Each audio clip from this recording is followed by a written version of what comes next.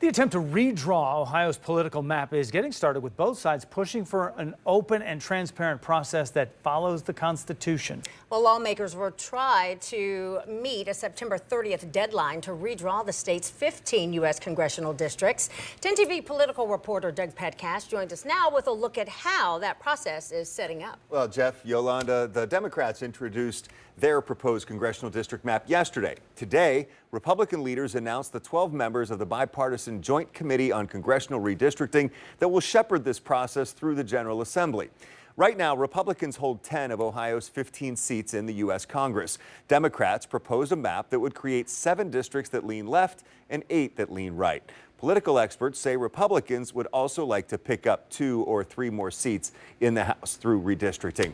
The Joint Committee on Congressional Redistricting will be made up of 8 Republicans and 4 Democrats total from the House and Senate. Its first meeting will be on September 22nd.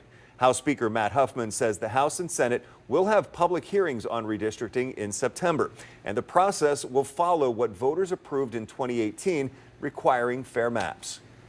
I think the main point here is follow this script that the voters approved. That's your guide star. That's what you're supposed to do.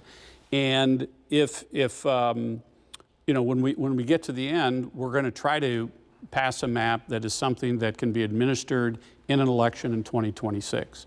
We'd like to avoid the problems, and I think we will. And what do you expect from the Joint Committee's process, and how do you expect that to play out? I expect for the Joint Committee process to follow the rules that were dictated by the citizens of Ohio in 2018, to make sure that they're fair, that it's public, and that we have maps that reflect the state of Ohio for who should serve as their members of Congress.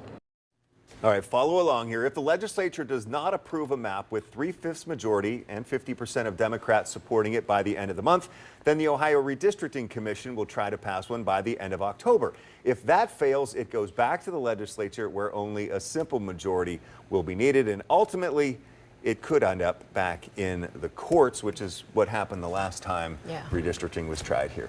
Well, we'll see how it goes. We'll be watching it. We'll be watching. Likely through September, October, and November, actually. Yes. Yeah.